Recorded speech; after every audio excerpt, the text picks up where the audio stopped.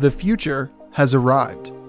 As the world and humanity itself moves faster and faster into unimaginable possibilities, old institutions that built connection and shaped our sense of meaning are falling by the wayside. In their wake, profound questions about ethics, our purpose, and spirituality demand new answers. Join your host, Scott Mason, in Season 2 of the Purpose Highway podcast. We will explore how these social changes will revolutionize our society. We will learn how they impact our own search for connection and meaning. And we will hear stories of influencers whose lives have had radical change from the inside and found profound connection to others and themselves through a new definition of meaning. The future has arrived. Are you ready?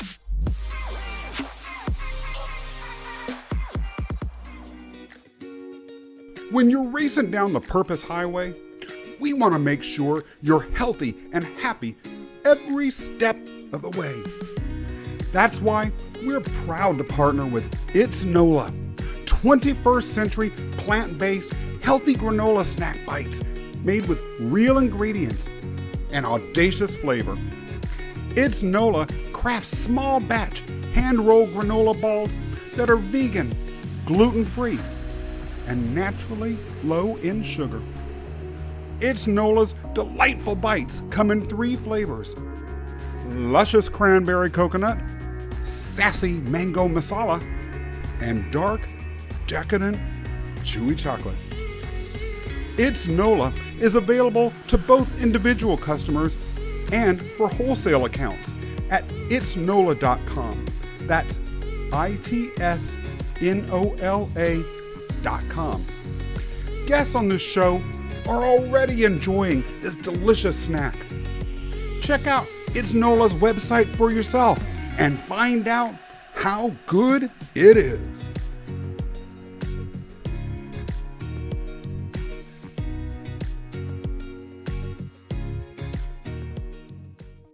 Welcome back to another episode of Scott Mason's Purpose Highway. And sitting with us in the front seat for the second episode in a row is Sophie Edwards, a digital marketer, SEO expert, copywriter, speaker, blogger, and drummist. Last time, Sophie and I talked about the interconnection of myth and nostalgia and how nostalgia can turn toxic, keeping us from connection with our own truth, purpose, and freedom itself. Sophie, welcome back to the show. Turning a little bit back into some of the other things that you talked about earlier, and I wanted to go into a little bit more deeply and more head-on. A prior guest on this show, one of the earliest ones, is one of the top sales trainers in North America, the genius Adrienne Miller. And she follows me on LinkedIn and regularly comments on my posts, sometimes with questions that are quite probing, and I appreciate that. And one of the things that she recently commented on as of the date of this recording, which is in December of 2021, that I wanted to bring into this conversation was another type of toxic myth. Again, we've touched on it a little bit earlier. I'd like to dive more directly into it. She felt that one of the toxic myths that she as a cisgendered female has had to live with are the roles of women. Now, the sales professional population in the United States, I found out, is statistically close to 90% male. And so Adrienne Miller, as a female, is very much an outlier. And it's no surprise then that she said these gender roles she felt really could be trapping. Now, she's someone that anyone who knows her can figure out quite quickly she doesn't let a lot trap her for long. But she's someone that has been able to dislodge toxic myths that about gender that are not necessarily able to be dislodged by a lot of people, at least without guidance. Your whole blog, both on Instagram and on video, relate to toxic myths relating to and regarding gender and the confines that they bring. Can you talk to me a little bit about the myths that you might have told yourself about gender growing up that you feel people might be struggling with, and how that has changed your life and how you came to be able to dislodge them. Because I will say one other thing before I allow you to go into the answer, and thank you for your patience with me. People sometimes have a lot of anxiety about dislodging toxic myths that are far less deeply rooted to their identity in the world. For instance, I had a hard time letting go of the myth that I was supposed to be a large organizational lawyer. I felt my entire social stature was dependent on that. But I had to do it.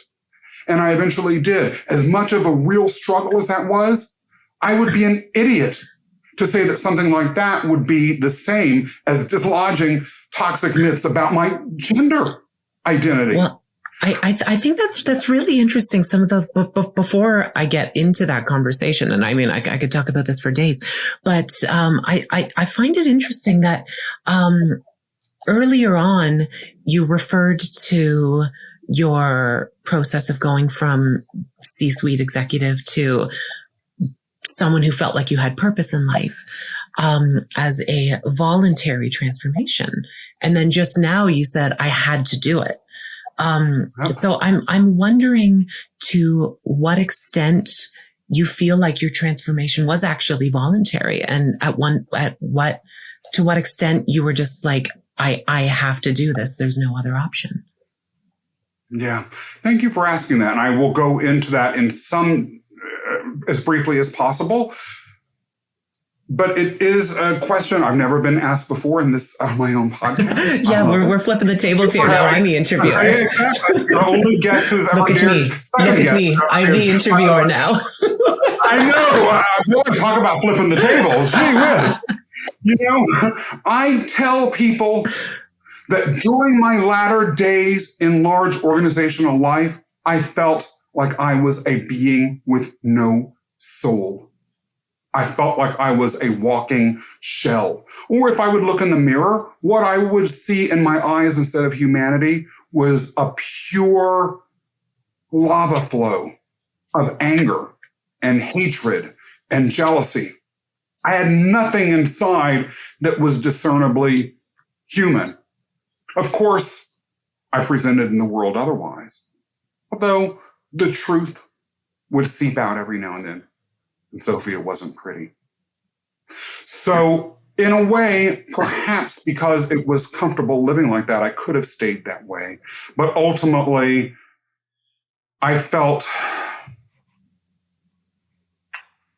maybe the inner consumption that was occurring, what little soul I had left, fought to stay alive.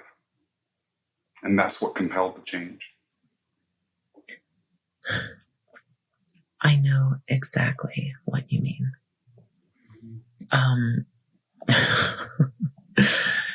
Yeah, it was the same with me on the surface.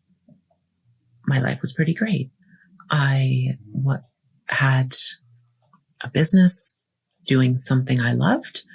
I was making a decent living. I had a nice apartment in one of the most expensive cities in North America.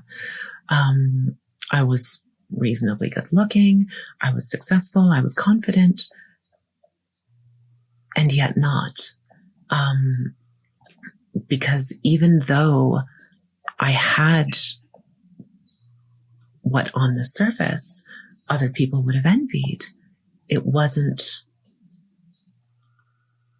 didn't feel fulfilling. It didn't feel encouraging, or it wasn't what I needed my life to be. And, you know, I remember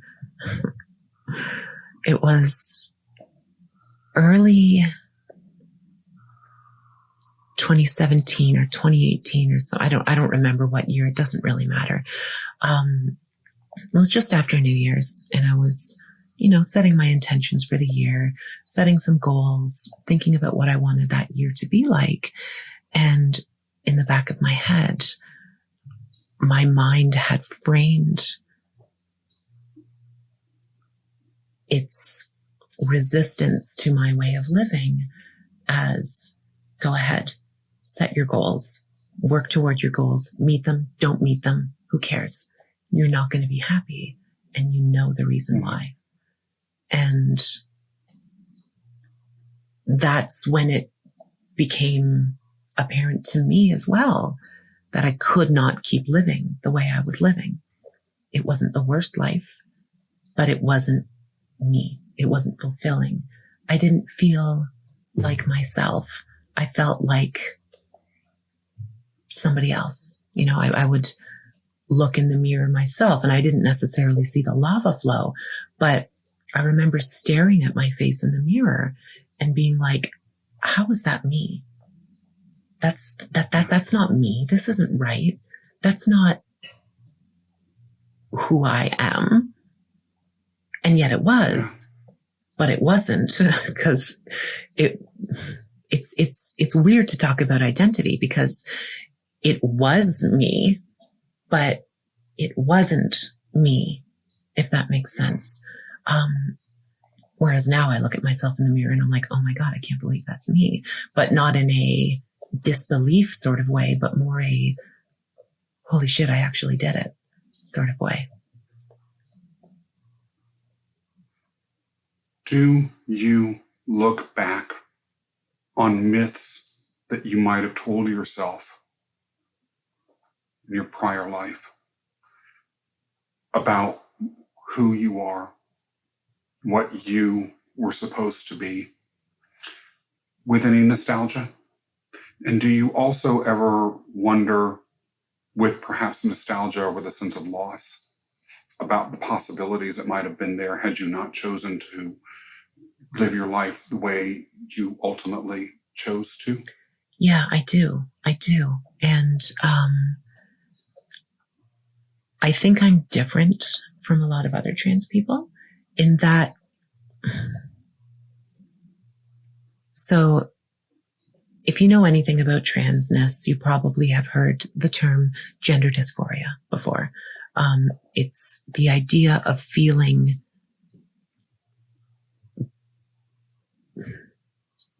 dysphoric in your own body, right? Of feeling it's similar to body dysmorphia, except it's related more to gender, right? Some people have dysmorphia about, they're too fat, too skinny, too tall, too short, whatever. Gender dysphoria is specifically related to gender. I didn't feel it as acutely as I know a lot of other trans people do. And, the first story that I ever published, wasn't even a story as much as it was just a personal essay. And it was called I Had to Kill Him. And it was basically a letter to my former self, apologizing for having to do what I did. In some ways, I miss him. And, he was a big part of, he was me for a very long time. And now he's not. And it's been a few years. And even though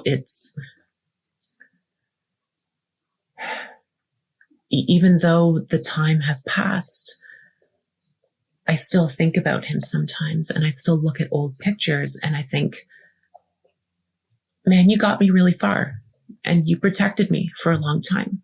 And I'm grateful.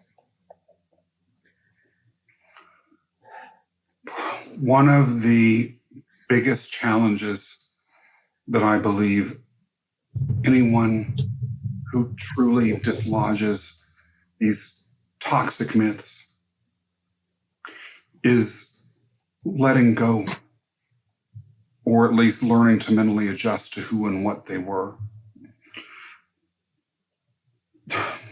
When I think about the career possibilities that I could have had, the identity that I could have had I stayed, it's amazing how fabulous I imagine that it would have been, even though it wasn't.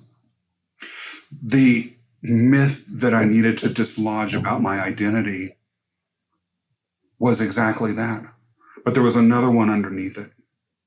I tolerated and lived that way because I believed that the only life that was possible for me was what I call living out an underworld myth.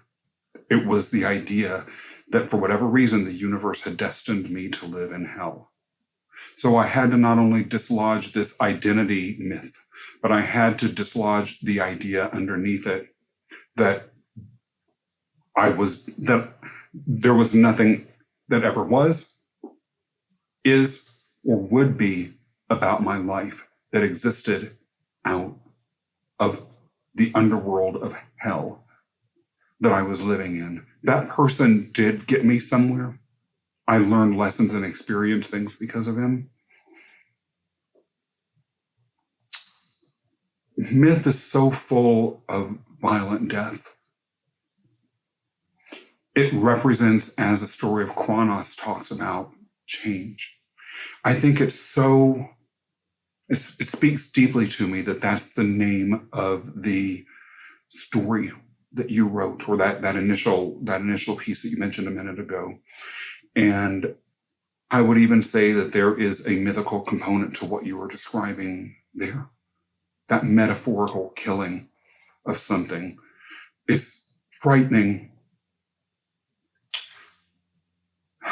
Helios, the sun god that I mentioned earlier, was the guardian of oaths because he could see everything. He was the protector of truth.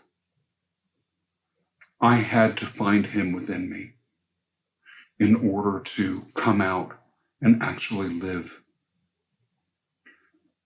Do you feel like there will ever be a day in which the myth that you lived is completely dislodged and in which you are living completely with your truth protected?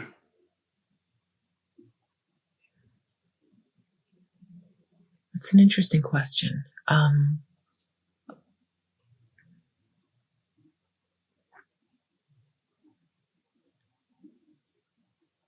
I think that, I'm very much living my truth today.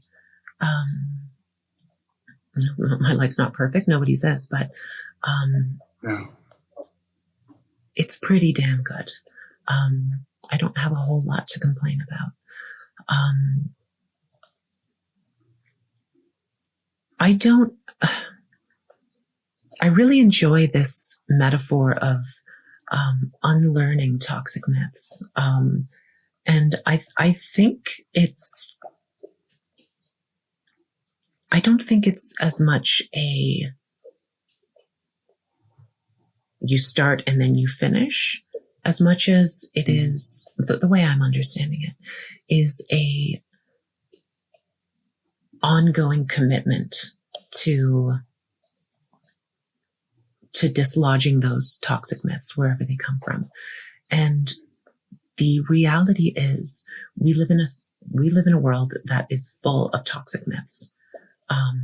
Whether those are myths about gender, myths about, how to treat other people, myths about, how to deal with people from other countries, or, all sorts of different myths that are toxic. I'm reminded of during the Black Lives Matter protests that were happening June of last year, the ongoing statement was, it's not enough to say that you're not racist, because you probably are racist, and that doesn't mean you're a bad person. It just means you grew up in a racist society. So how could you not be racist? And so it's not just about saying, I'm not racist, and then moving on with your life. It's about an ongoing commitment to anti-racism, to rooting out the racism that exists in your heart. And it exists in all of our hearts. It's the same with transphobia. I have transphobic beliefs and I am transgender. How is that possible? Because I grew up in a society that distills transphobic ideas into my head. And so with this idea of dislodging toxic myths, that can come down to things like prejudice for sure, but it can also come down to self-limiting beliefs. I can't do that because insert excuse here. The reality is most of the time you can, but it's scary. And addressing those fears and working through them, understanding where they come from, and then dislodging them is a very powerful experience. And that's an experience that every trans person who has transitioned has come to terms with. Because I'll tell you, transitioning was the scariest thing I've ever done in my life. And yet, nothing is ever as scary as you think it is in your head, right? You always build everything up, and it's so scary and it's so overwhelming. And oh my God, what if this happens? What if that happens? It's possible that A, B, C, D, E can happen, but it's very, very unlikely. I'll tell you, the first time I walked out the door wearing a dress, my hand was on the doorknob, my heart pounding against my chest. And I stood there for like 15 minutes, absolutely terrified. And eventually I just said, pardon my French, I just said, fuck it, we're doing this. And I went out, and it was really not a big deal. And, my experience of transformation is maybe more visually striking than yours, but I think that's the only real difference between what I've gone through and what you've gone through. And I think that's why we've connected so well over the years, because I see that even though you maybe look the same from you're still the same gender, but you've still gone through this very powerful inner transformation of taking a look at these toxic myths that you had, dislodging them, and realizing this is the only way to get to a better future. This is the only way to find a life with actual purpose behind it. And it was the same with me. I won't lie to you or to anyone that's watching or who's listening. I'm actually having a hard time holding back tears. Me too, man. Because I know. Let's just lean into it. Yeah, screw it. Yeah, exactly. Because, and that's my issue around holding them back, right? That's a toxic myth. Men, I'm very invested in being cisgender. That's one thing I've realized reading your blog. I'm much more invested in that than I ever understood till I started following you. And part of that investment is a toxic myth that I cannot or should not express emotions this way. And I have made a commitment to making a change around that. But also it goes as to the power of truly dislodging these myths, of seeing them for what they are and then taking them away, cuts so deeply to our core that it would be striking away at our very humanity to downplay their emotional impact. And for anyone who is watching or listening to us, that's not something, it may be something that you're afraid of. But when I shed a tear, or if I am struggling to hold it back and then later pretending it was just allergies or an overdose of caffeine that spilled right beneath my eyes and somehow managed to get It's just clear. a plumbing leak. Exactly, just a plumbing leak. That the fear is still worth it, because the other side of that suppression was not being a human, was not being what I was for so long. Monsters are another recurring theme in myths. Too often, I believe, in the public sphere, we turn monsters, we use monster iconography, monster language to describe and characterize other human beings, which leads to a lot of the cruelty that you talked about earlier, toxic myths about who other people are. Whereas the real monsters and how I view the monsters in these myths are allegories for what's inside. Cronos was a monster because he ate his children. He was gloriously good looking as anything could be. But who and what was inside was a monster. He was never able to conquer it. It destroyed him. Sophie, one of the we've talked about so much today that I don't remember what I've said, when, and how. So I'll just say it again, and anyone listening and watching, if I said it already, forgive me. One of the things that I will never forget about you is seeing you the very first time. It was at a Chamber of Commerce, National Gay and Lesbian Chamber of Commerce event. It was a national event. We were in Philadelphia in this wonderful food hall, and there you were standing. And I'll never forget, you had this hat on, and there was just something about your face that compelled me to go over and talk to you. And of course, we've been friends ever since a random meeting in Philadelphia.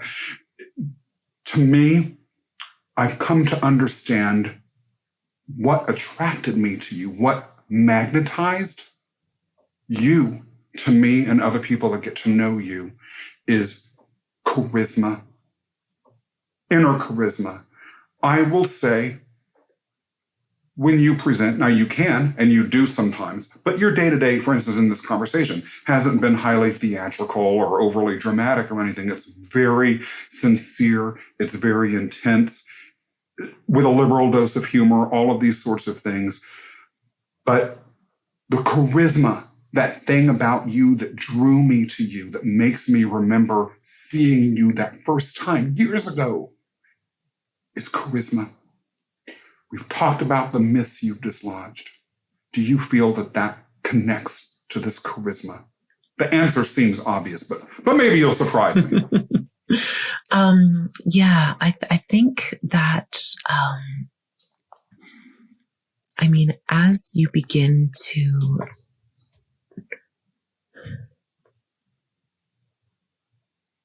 toxic myths are barriers, right? And, remove the gender thing for a moment. Any life coach, motivational speaker, self-improvement person, whatever you want to call it, anyone that's worth their salt will tell you, follow your dreams, do what you love, make your life into what you want it to be. And it's easy to hear that and say, oh yeah, that sounds great for you, but I can't do that because insert excuse here. And yet, those are toxic myths, right?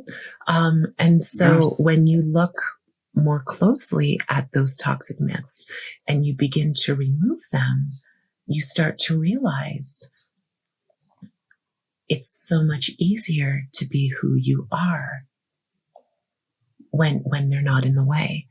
And so, when I first started transitioning, I was, I don't know if I ever told you this, but now that I'm remembering, we met in Philly in 2018, I believe.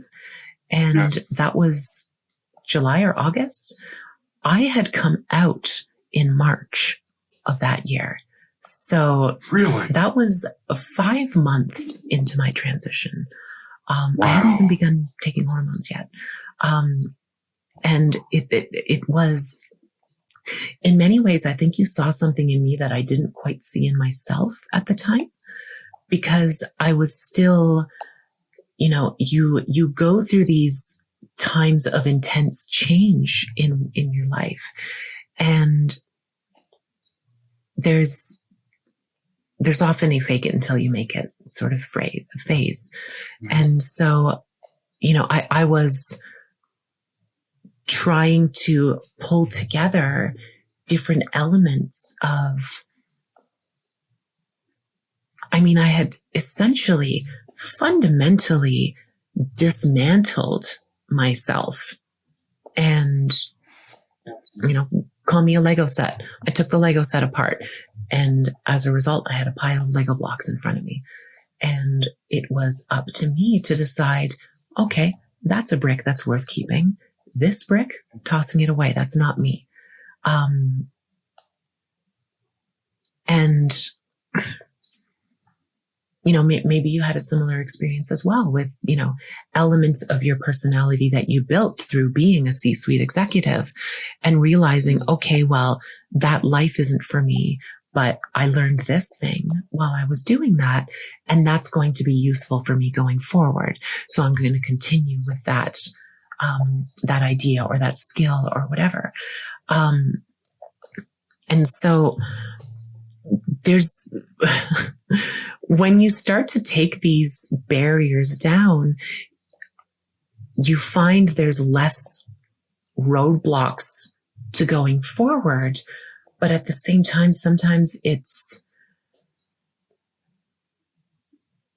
a mushy, gooey sort of phase where you're, everyone uses the metaphor of the butterfly. It's a well-worn metaphor when it comes to personal transformation. And I'm going to be no different. I'm going to use the metaphor of the butterfly as well, where when a caterpillar decides, I don't know how they decide, I'm not an entomologist, whenever they decide it's time to go into the cocoon, they make a cocoon for themselves and they turn into a puddle of goo. Like they don't transform from a caterpillar to a butterfly. They transform a caterpillar to a pile of goo to a butterfly. If you open up a chrysalis, you will find a puddle of goo inside of it.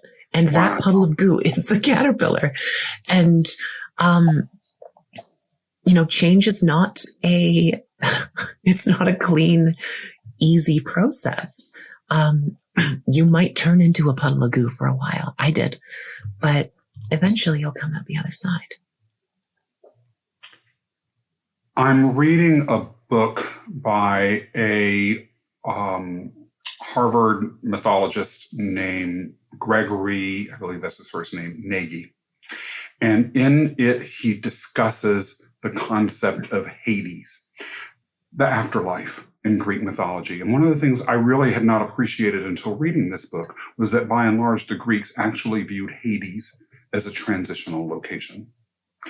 And what that says to me, again, sort of ties what you just said back into what we talked about earlier, that essay that you wrote, the first one that you wrote, Killing Your Old Self, basically, is that even death itself, from a metaphorical perspective, when we think about the transitions that we go through, and the caterpillar turning from a caterpillar, I did not know that, into this mush before it emerges as a butterfly. In a way, even that is literally dying to be reborn as something else.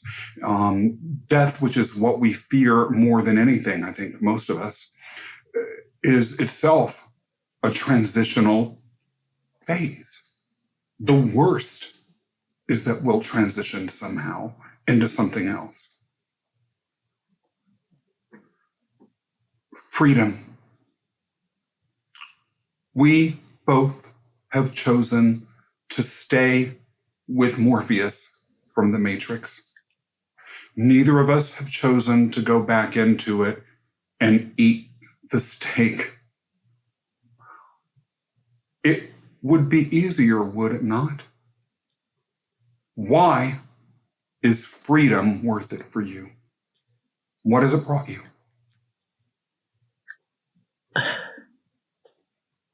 Because it's nice to just say, oh, I'm free. Yeah. So what? Yeah. I don't think it would be easier for me to continue with this metaphor, to plug myself back into the Matrix. I could not do so. And this is the way my brain is wired. Sometimes, much to my chagrin, I just can't do that. I must live my truth. I must be who I am. And there's just no way around it for me. I tried to do it for many years. I tried to pretend to be something I was not. And well, clearly it didn't work out for me. Otherwise I would still be a dude with a beard talking with this voice. And so got to the point where, there was no choice. I had to kill him. That's why I titled my essay that. I had to kill him. There was no other option at that point. It's, being trans is not a choice. Choosing to transition is a choice. There are some trans people who, for whatever reason, cannot or will not transition. That's okay. That is a choice. Doesn't make them bad people. Doesn't make them any less valid as trans people. You don't train. I did not become a woman once I started wearing makeup and, taking hormones and dressing the way I do. I already was a woman. I just took measures to make the outside, all this, reflect the inside. If for whatever reason you cannot or will not do that, doesn't make you any less valid.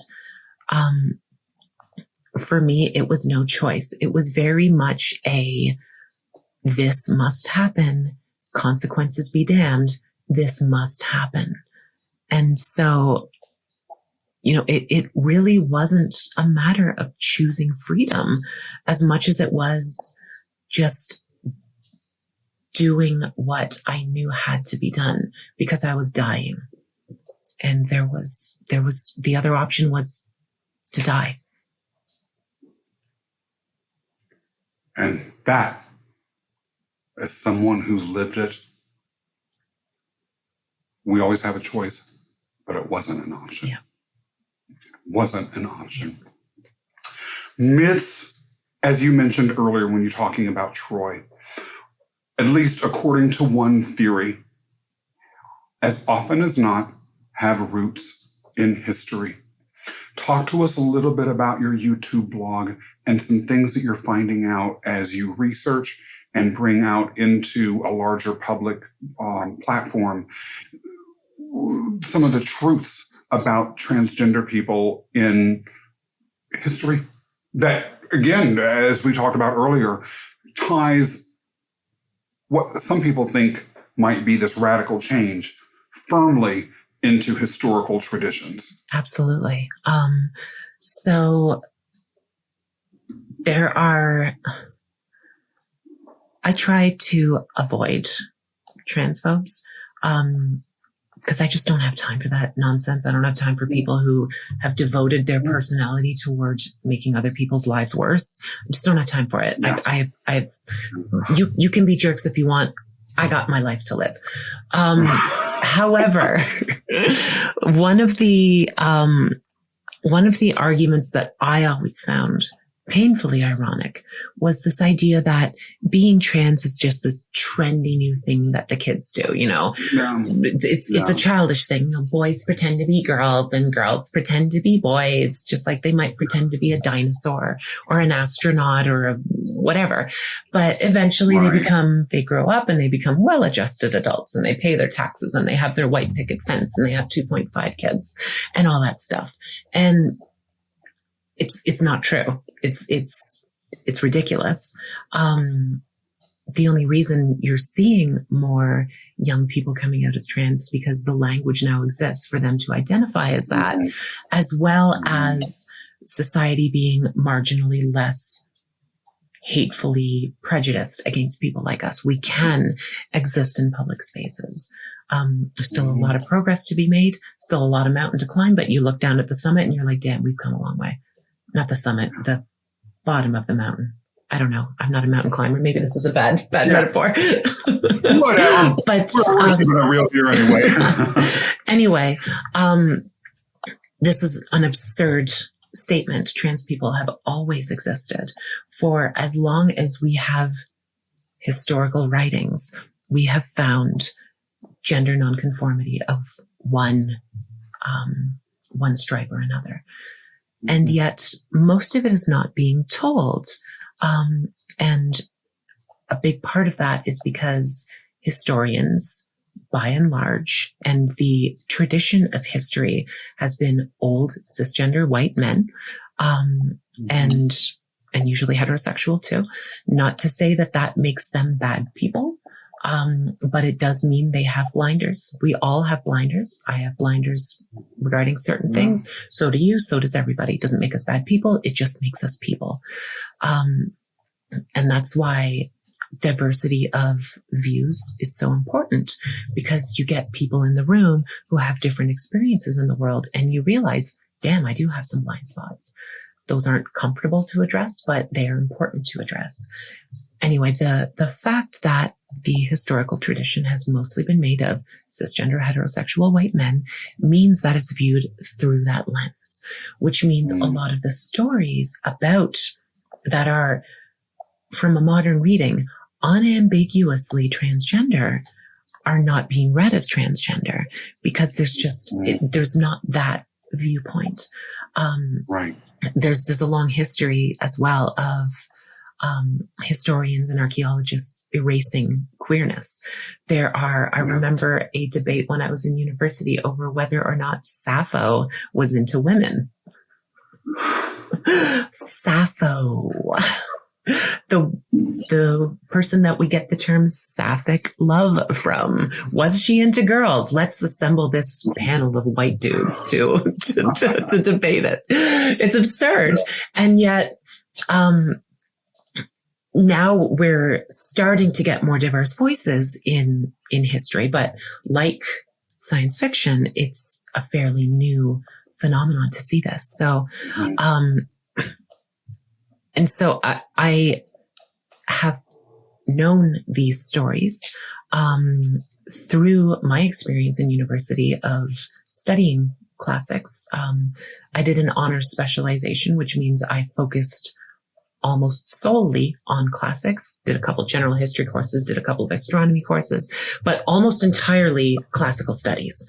And even though, again, with one exception, my teachers were all old cishet white guys, these trans stories still crept their way into my studies. And so when I hear people saying being trans is just this trendy new thing that the kids are doing, I was like, well, that's not true. But why is nobody telling these stories? Until I realized, nobody's telling these stories. And someone's got to do it, so I might as well do it.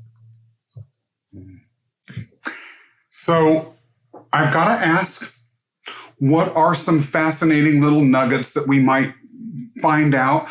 And is it true?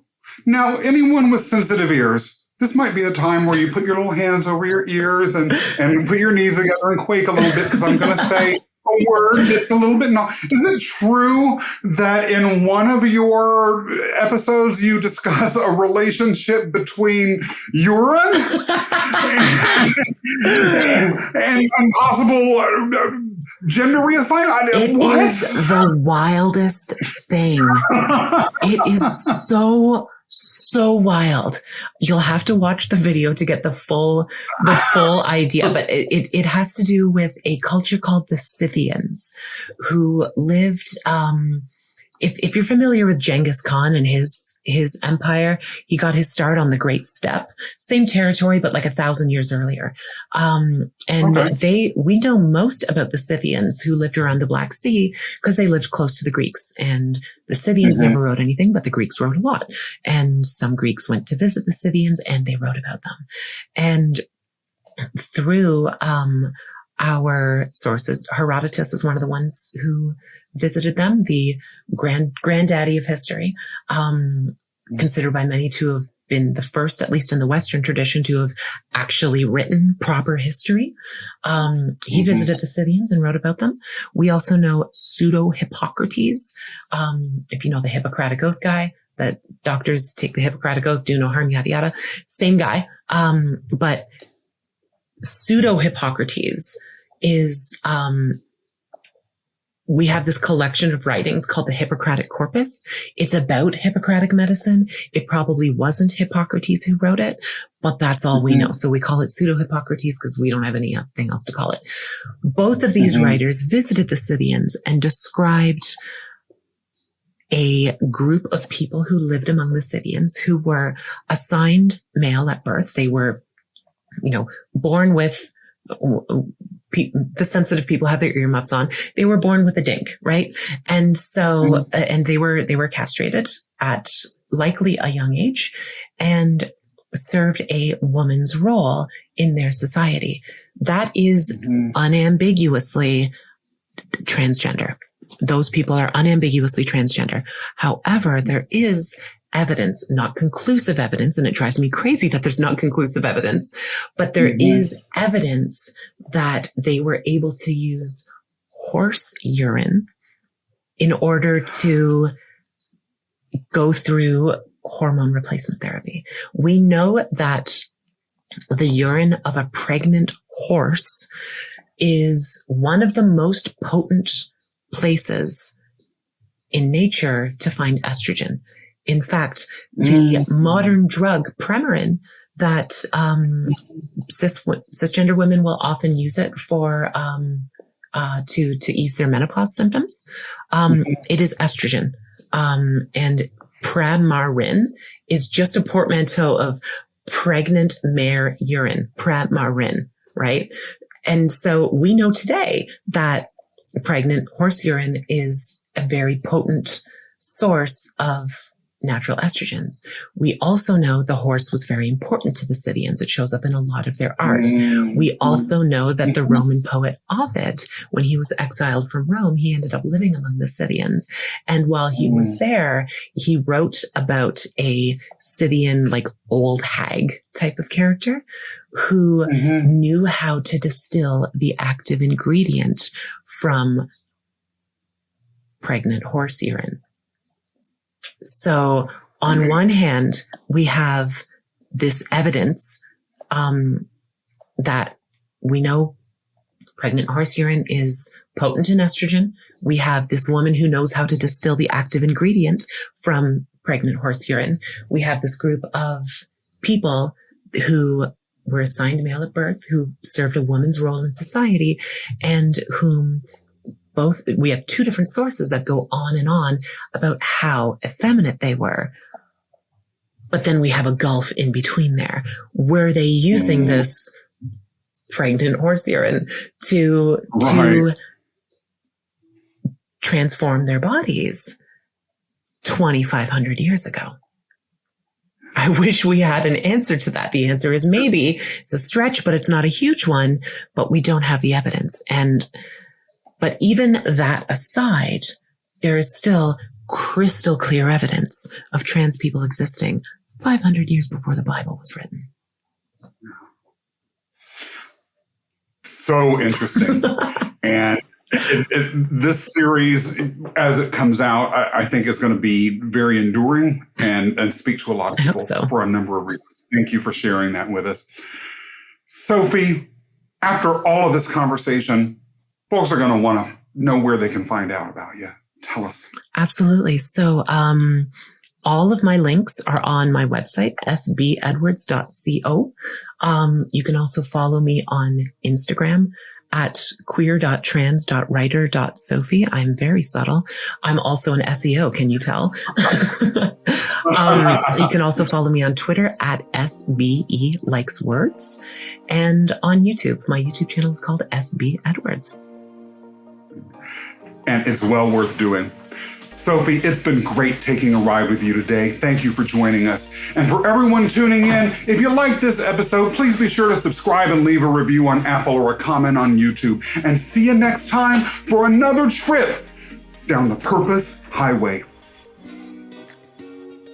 When you're racing down the Purpose Highway, we want to make sure you're healthy and happy every step of the way. That's why we're proud to partner with It's NOLA, 21st century plant-based healthy granola snack bites made with real ingredients and audacious flavor. It's NOLA crafts small batch hand-rolled granola balls that are vegan, gluten-free, and naturally low in sugar. It's NOLA's delightful bites come in 3 flavors: luscious cranberry coconut, sassy mango masala, and dark decadent, chewy chocolate. It's Nola is available to both individual customers and for wholesale accounts at itsnola.com. That's itsnola.com. Guests on this show are already enjoying this delicious snack. Check out It's Nola's website for yourself and find out how good it is.